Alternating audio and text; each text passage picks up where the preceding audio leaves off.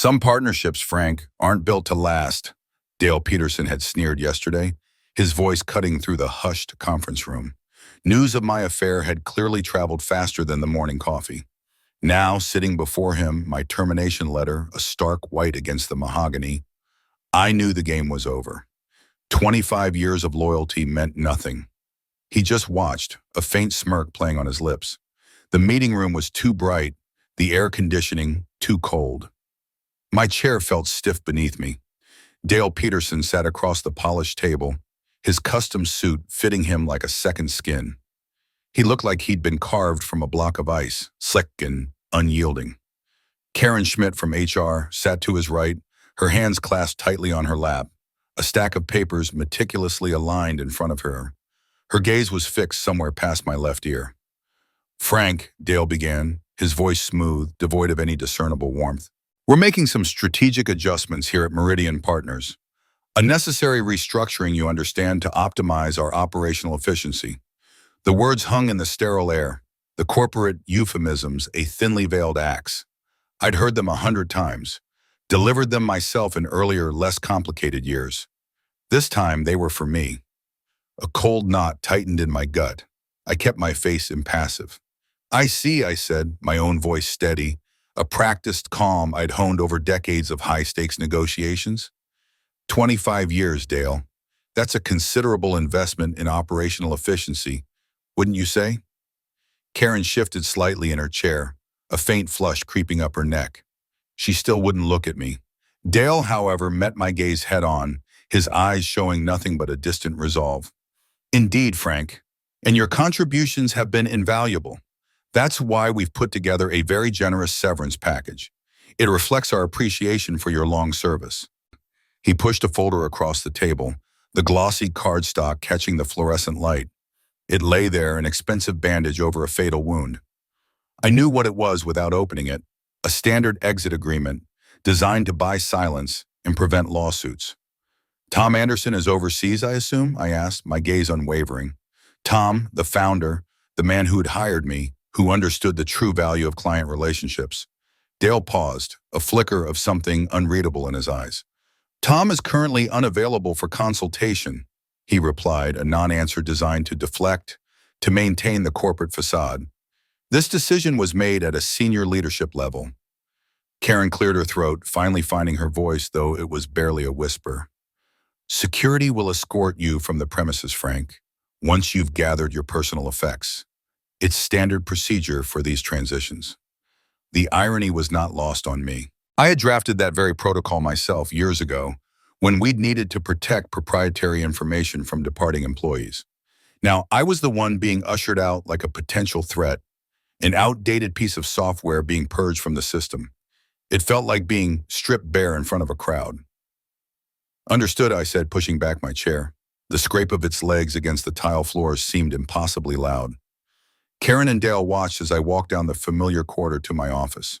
The fluorescent lights hummed above, illuminating framed photographs of my kids from years past, yellowing merit awards, and the faint outlines where old whiteboards used to hang. It was all so permanent, yet so easily erased. Gary Johnson, the security guard, stood awkwardly by the elevator bank. He'd worked here for nearly 15 years, always quick with a joke, always asking about my weekend. I remembered asking him about his daughter's college applications last fall. Now he kept his eyes on his shoes, his usual easy smile replaced by a grim line. He gave me a barely perceptible nod, a silent apology. I offered him one back. My office was exactly as I'd left it, a half-empty coffee mug, a stack of proposals, a dog-eared copy of the local paper. I moved methodically, emptying drawers into a cardboard box Gary had brought. A small ceramic coffee cup my daughter had painted for me in grade school, a worn leather-bound planner, a framed photo of my wife, before things had started to splinter. Each item, a tiny anchor to a life that was now adrift. My phone buzzed in my pocket. I pulled it out. The screen showed Mary Larson's name. Mary, CEO of Quantum Solutions, my biggest client for the last decade, a relationship I'd cultivated from scratch. The message read, "Frank heard some concerning rumors. Call me ASAP. This sounds bad." I glanced through the glass wall of my office. Dale Peterson was standing in his own office on the phone looking out at the city skyline. No doubt doing damage control, as Karen would put it, spinning the narrative, ensuring the smooth corporate transition. He thought he'd box me in, that my value was tied to my title and a Meridian partner's email address. He thought client relationships were just names on a spreadsheet. He'd always underestimated me. The first light of dawn was a faint gray smudge over Lake Michigan, painting the water in hues of slate and steel. I stood by the window of my downtown condo, the city beginning to stir below. Sleep had been a reluctant visitor, offering only restless snatches of dark, dreamless hours. The silence in the apartment felt heavy, amplifying the rhythmic drip of the coffee maker.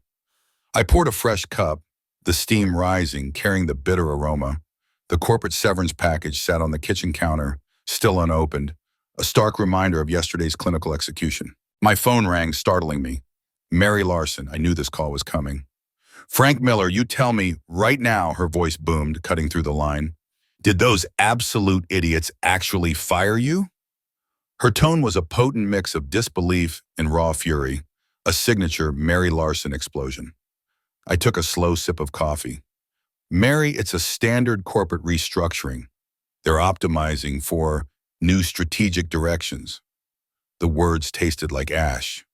Restructuring my ass, she interrupted, her voice rising. They dumped Linda Davis on me this morning.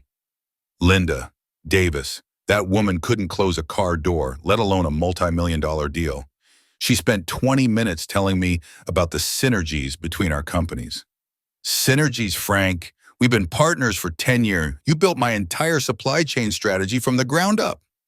I leaned against the cool granite countertop, looking out at the vast expanse of the lake, now catching glints of early sunlight. Apparently my methods are outdated, I said, a dry chuckle escaping my lips. They're looking for a fresher approach. Mary snorted, a sound that could curdle milk. Fresher approach? That smug little prick, Dale Peterson, wouldn't know a client relationship if it bit him on the nose. He thinks everything's a goddamn spreadsheet. You're the only reason we stuck with Meridian after Tom stepped back. You understand our business. You anticipate our needs. Linda Davis just recites bullet points from a PowerPoint. There was a pause, a moment of real emotion on her end. Look, Frank, she continued, her voice softening slightly, but the resolve was ironclad. My contract's up for renewal in 6 months. I'm telling you right now, I won't be signing anything with Meridian if you're not there. You go somewhere, I follow. Simple as that. Despite the knot of professional ethics that had always governed my career, a tiny seed of defiance began to sprout. Dale's calculated move had freed me from those constraints. Well, Mary, I said, a faint smile touching my lips. I'm certainly exploring my options. No sooner had I hung up than the phone began to ring again. Bill Jensen from Tri-State Logistics, then Sarah Lewis from Omnicorp, Mike Rodriguez from Horizon Innovations. All long-standing clients, relationships I had cultivated and nurtured over years, often over late-night calls and early morning breakfasts, understanding their businesses inside and out, anticipating problems before they even surfaced. Dale Peterson, with his slick suits and his synergies, had made a critical miscalculation. He had forgotten that business, at its core, was still built on people, on trust, on relationships, not on corporate logos or a company's letterhead. Mid-morning, the doorbell buzzed. A uniformed courier stood on the landing, holding a thick, unmarked envelope. It was from Brenda Hayes, a name synonymous with high-end executive placement in Chicago. The envelope felt substantial, a weight of possibility. Inside, nestled among several glossy brochures, was a crisp, cream-colored note card. Handwritten in elegant script, it read, Frank, word travels fast. 4 very reputable firms are already fighting over you. I've set up preliminary talks. Be at Gibson's Steakhouse tonight, 7 p.m. Ask for the corner booth. Don't be late. This could be interesting. Brenda. I looked at the note, then out at the city. Dale Peterson thought he had eliminated a liability, purged an outdated asset. He thought he had cleared the way for his own advancement. But in his ruthless efficiency, he had simply created something far more dangerous, an adversary, and perhaps a new opportunity. The cold realism of the situation, the clinical calculation of it all, was beginning to crystallize into a plan. Gibson's was predictably bustling, the low hum of conversation and clinking glasses, a familiar backdrop. Brenda Hayes was already seated in the corner booth, a neat stack of folders beside her. She looked up as I approached, her sharp eyes appraising me. "Frank Miller," she said, a small, knowing smile playing on her lips. "You look remarkably composed for a man who just got thrown overboard." I slid into the booth opposite her, the leather cool against my back. Emotional reactions don't solve problems, Brenda. Strategic thinking does. I met her gaze, a subtle understanding passing between us. She nodded slowly, then gestured to the folders. "Good, because you're sitting on a gold mine. 4 top-tier firms. They've heard about the restructuring. They've also heard about your client roster. They're offering partnerships, double your old salary, and incentives. They're not buying your expertise, Frank. They're buying your relationships." I picked up the first folder, flipping through the glossy pages. The numbers were impressive, certainly more than I had expected in such short order. The professional world, it seemed, valued what Meridian had so carelessly discarded. Just then, a wave of boisterous laughter erupted from the entrance. I looked up. Dale Peterson, impeccably dressed, walked in, flanked by 2 Meridian board members and Wesley, his usual sycophantic junior partner. They were laughing, their voices carrying through the restaurant, Dale's head thrown back, a careless, triumphant sound. My jaw tightened, almost imperceptibly. Brenda's eyes followed mine, noticing the subtle shift in my posture. "Wesley loves being seen in places like this," I said, forcing a casual tone, though a cold spark had ignited in my chest. Brenda gave a faint shrug. "The offers on the table are solid, but there's a 5th option I want you to consider. Smaller, growing, but with some very interesting connections." She lowered her voice slightly. "Robert Wilson from Riverview Consultants. He's talking equity partnership, and he's been speaking with Anthem Capital. They own 37% of Meridian Partners." My focus sharpened. Anthem Capital. That detail was significant. I set down the folders, my attention now fully on Brenda. "Anthem Capital," I repeated, letting the name settle. Brenda's expression was unreadable, but her eyes held a deeper understanding. "He knows exactly why he wants to meet you, Frank."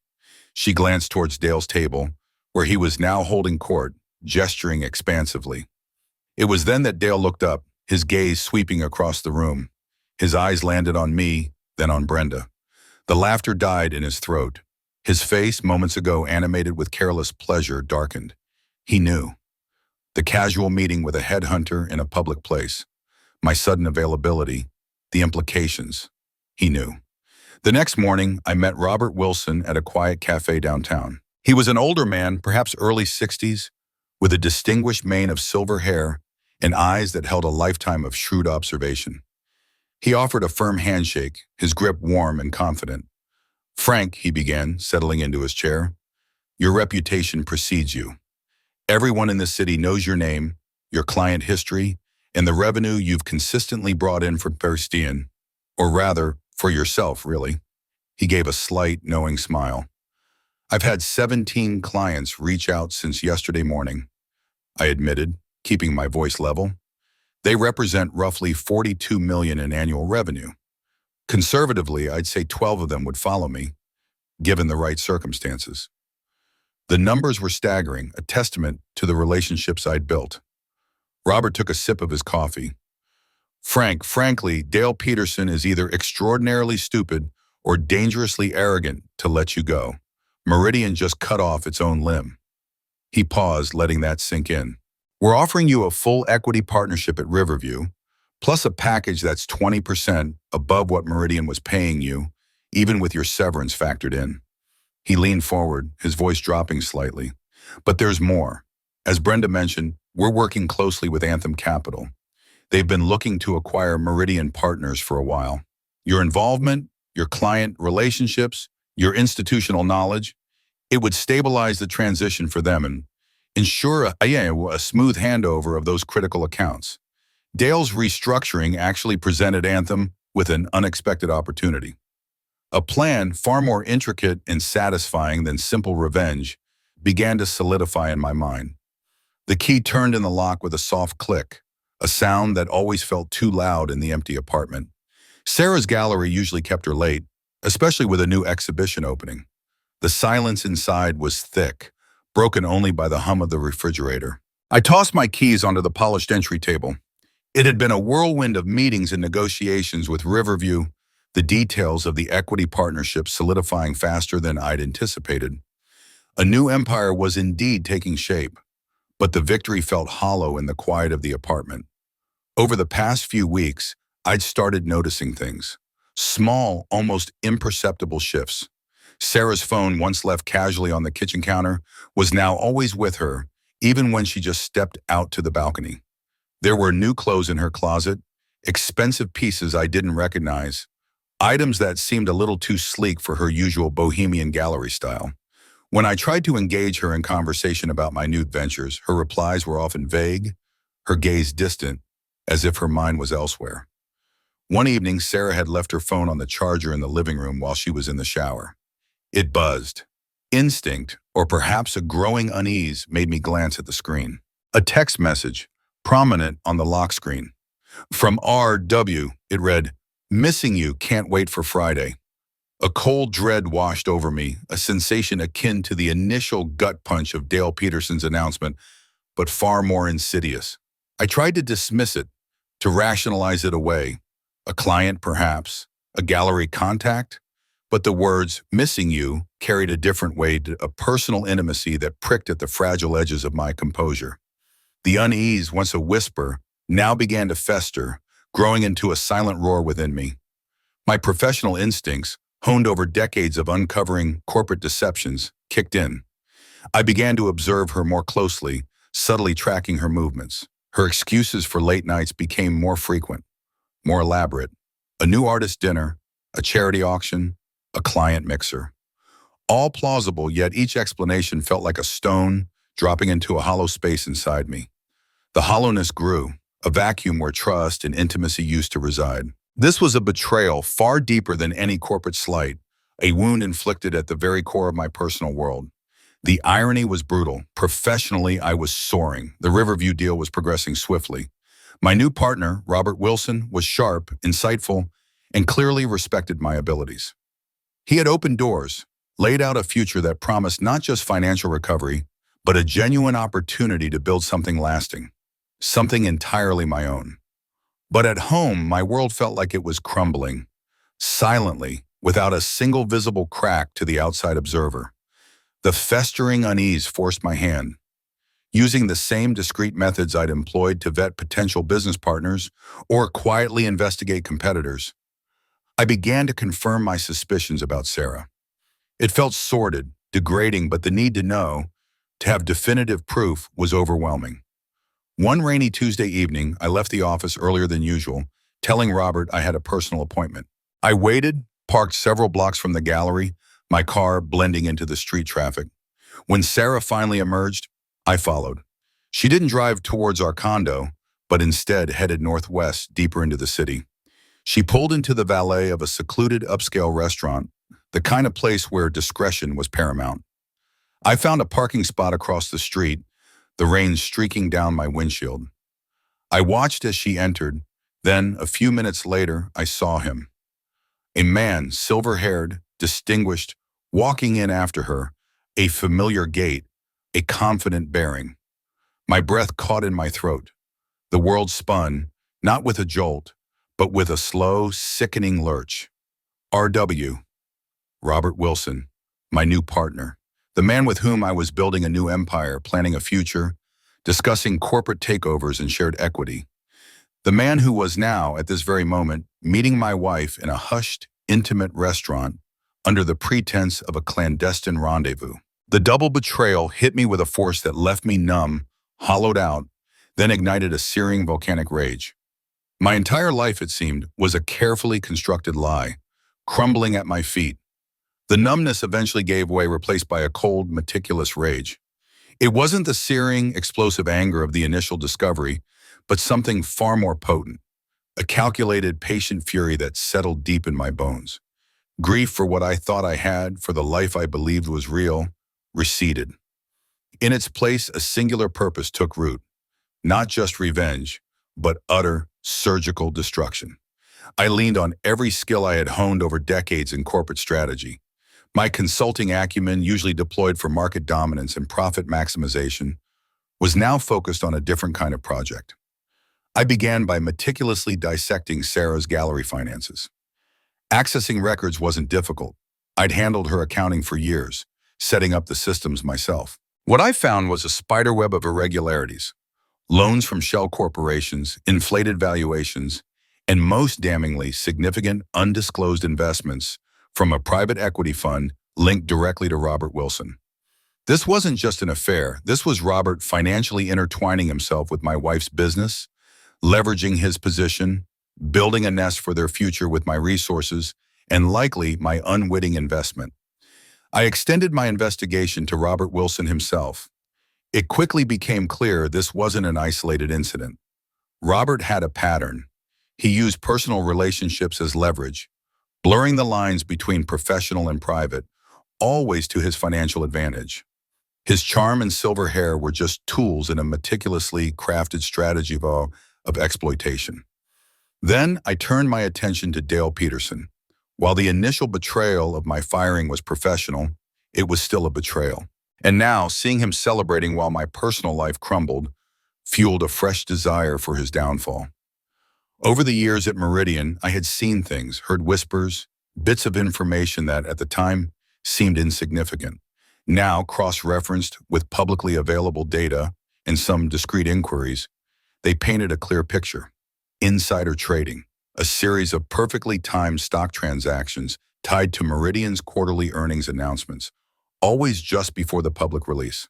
A secret cache of information, painstakingly compiled over years. I quietly funneled anonymous tips and carefully redacted documents to a financial journalist I trusted, someone known for their tenacity and discretion. The groundwork was laid, the fuse lit, waiting for the right moment to ignite. Meanwhile, the Riverview deal progressed smoothly. I insisted on ironclad clauses in my new contract, protecting myself from any future liabilities related to prior investments or ongoing ventures. Robert, oblivious to my growing awareness, agreed without question, confident in the future we were supposedly building together. The irony was a bitter taste in my mouth, but I swallowed it down, maintaining a facade of enthusiasm. This professional success wasn't just my future. It was becoming the sharpest weapon in my arsenal. The Meridian Gala, that was the night. An annual black tie event where Dale Peterson would be at the height of his public celebration, surrounded by industry peers and the very board members who had sanctioned my dismissal. The perfect stage for a public unmasking. I planned a way to expose Robert and Sarah simultaneously, ensuring maximum damage to their reputations and, more importantly, their interwoven finances. Their world, too, would come crashing down. I moved through my days outwardly calm, a master of deception. My conversations with Robert were cordial, professional, even collaborative. My interactions with Sarah were carefully neutral, almost tender, masking the growing chasm between us. I was waiting patiently for the perfect moment to strike. I spent silent hours imagining their faces, Dale's smug grin dissolving into panic, Robert's charming composure shattering, Sarah's sophisticated veneer cracking under the weight of public humiliation and financial ruin. It would be a symphony of retribution. As this intricate web of retribution unfurls, you might wonder about the true cost of these choices. Stick around to the end to see how life's costly choices unfold. The grand ballroom of the Palmer House. Hilton glittered, a spectacle of crystal chandeliers and polished marble. The Meridian Gala was in full swing, a testament to what Dale Peterson no doubt considered his masterful leadership. I arrived late, a serene, almost detached smile fixed on my face, dressed in a tuxedo that felt both like a costume and a uniform for the evening's performance. From the periphery of the room, I observed Dale, basking in the glow of attention, shaking hands, laughing too loudly with board members. He was the undisputed king of this particular hill, for now. Across the room near a large floral arrangement, I saw them. Sarah in a shimmering sapphire gown I hadn't seen before. her arm linked with Robert Wilson's. They were a picture of sophisticated ease, mingling, completely oblivious to the carefully laid traps beneath their feet. Robert's silver hair caught the light, and his confident smile was firmly in place. Not far from them, mingling discreetly by the bar, was Jane Doe, the financial journalist I had cultivated with my anonymous tips. She held a drink, but her eyes were sharp, scanning the room. The pieces were all in place. The evening's program moved swiftly. After a round of predictable speeches and self-congratulatory platitudes, Dale Peterson's name was called. He strode to the stage, a triumphant smirk on his face, to accept an award for Meridian's remarkable resurgence under his leadership. He adjusted the microphone, his voice already swelling with practiced magnanimity. Thank you all, he began, his gaze sweeping over the applauding crowd. This award isn't just for me. It's for the entire Meridian family, for our dedicated. That was my cue. I pulled out my phone, a simple, discreet action. A single tap and the next phase of the plan was executed. Suddenly, the large projection screens, which had been displaying Meridian's logo and some generic corporate graphics, flickered. Then, without warning, they switched. Not to the next slide in Dale's presentation, but to a live feed from a major financial news network. A breaking news banner scrolled across the bottom. Special report, Meridian Partners CEO implicated in insider trading scandal. The anchor's voice, sharp and urgent, filled the sudden silence in the ballroom. The room erupted. Whispers turned to gasps, then to outright shouts of disbelief. Dale Peterson's triumphant smile, still frozen on his face, visibly crumbled. His eyes darted to the screens, then wildly around the room, searching for an explanation, for an escape. I watched, my expression neutral, as the chaos unfolded. My gaze drifted to Sarah and Robert. Their faces, moments ago alight with casual charm, turned ashen. Robert grabbed Sarah's arm, his confident demeanor giving way to a frantic urgency. They knew. As the news anchor detailed the allegations, citing anonymous sources with irrefutable evidence, another technical glitch occurred. The screens flickered again, and a new image appeared, seemingly an accidental projection. It was a photograph, clear and unambiguous. Sarah, in a restaurant booth, laughing, her hand intertwined with Robert Wilson's across a linen-covered table, followed by another, a candid shot of them sharing a private, intimate moment outside a secluded cafe. Then a quick succession of financial documents, investment records linking Robert's private fund to Sarah's gallery, showing clear conflicts of interest and questionable transactions. The murmurs in the room escalated to a roar. Whispers turned to open stares directed at Sarah and Robert. Sarah buried her face in her hands, her sapphire gown suddenly a glaring spotlight. Robert, his face contorted in a mix of fury and fear, looked like a cornered animal. The air in the ballroom crackled with shock and scandal. Security personnel, usually tasked with guiding guests, now moved swiftly towards Dale Peterson, whose face was a mask of disbelief and rage. They escorted him from the stage, his protest muffled by the clamor. The gala, the grand celebration of Meridian's resurgence, had collapsed into utter disarray. I slipped out of the ballroom, leaving the wreckage behind. The night air was cool against my face. There was no joy, no elation, only a chilling sense of grim satisfaction. The cost had been high, but the payment, I mused, had been exact. The fallout from the gala was immediate and catastrophic, an intricate structure crumbling under its own weight. Dale Peterson was arrested within days, the insider trading charges airtight, his career and carefully cultivated reputation in ruins. Meridian Partners' stock plummeted, investors fleeing a sinking ship. Robert Wilson, too, faced relentless scrutiny. The financial irregularities tying him to Sarah's gallery were undeniable, and his position at Riverview Consultants was swiftly terminated, his own professional future in tatters. Sarah's gallery, already financially precarious, collapsed entirely. Her assets were frozen, her carefully curated reputation as a respected art dealer destroyed by the public scandal. I filed for divorce, ensuring the settlement adhered strictly to legal mandates, stripping away any previous, more generous agreements. The condo, with its panoramic views and painful memories, was sold. I severed all ties to that past life, a surgical cut, clean and decisive. Riverview Consultants, now truly mine, became my focus. My loyal clients, the ones Dale had so carelessly dismissed as mere names on a spreadsheet, followed me, bringing with them the stability and trust needed to rebuild. The company thrived, a testament to genuine relationships, not corporate maneuvering. The victory, however, felt hollow. Justice had been served, precise and brutal, but it brought no peace. The emptiness of revenge was a quiet companion, a cold understanding that some wounds, once inflicted, never truly heal. I learned to trust again, cautiously, recognizing the immense cost of my cold precision. I found a smaller home, a quiet place away from the city's relentless ambition, a place where the sounds of traffic were replaced by the rustle of leaves. I adopted a stray dog, finding solace in its simple, unconditional companionship. My new life was quieter, more authentic, built on earned trust rather than corporate pretense. The scars remained, etched deep, but I looked forward, a Midwestern strength forged in fire. The fallout from the gala was immediate and catastrophic, an intricate structure crumbling under its own weight. Dale Peterson was arrested within days, the insider trading charges airtight, his career and carefully cultivated reputation in ruins. Meridian Partners' stock plummeted, investors fleeing a sinking ship. Robert Wilson, too, faced relentless scrutiny. The financial irregularities tying him to Sarah's gallery were undeniable, and his position at Riverview Consultants was swiftly terminated, his own professional future in tatters. Sarah's gallery, already financially precarious, collapsed entirely. Her assets were frozen, her carefully curated reputation as a respected art dealer destroyed by the public scandal.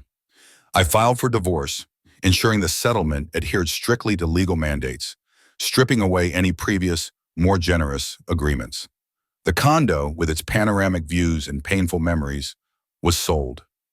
I severed all ties to that past life, a surgical cut, clean and decisive. Riverview Consultants, now truly mine, became my focus.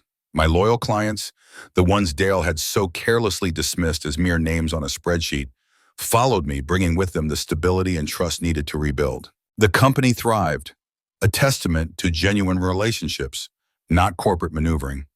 The victory, however, felt hollow. Justice had been served, precise and brutal, but it brought no peace. The emptiness of revenge was a quiet companion, a cold understanding that some wounds once inflicted never truly heal. I learned to trust again, cautiously, recognizing the immense cost of my cold precision. I found a smaller home, a quiet place away from the city's relentless ambition, a place where the sounds of traffic were replaced by the rustle of leaves. I adopted a stray dog, finding solace in its simple, unconditional companionship. My new life was quieter, more authentic, built on earned trust rather than corporate pretense. The scars remained, etched deep, but I looked forward, a Midwestern strength forged in fire.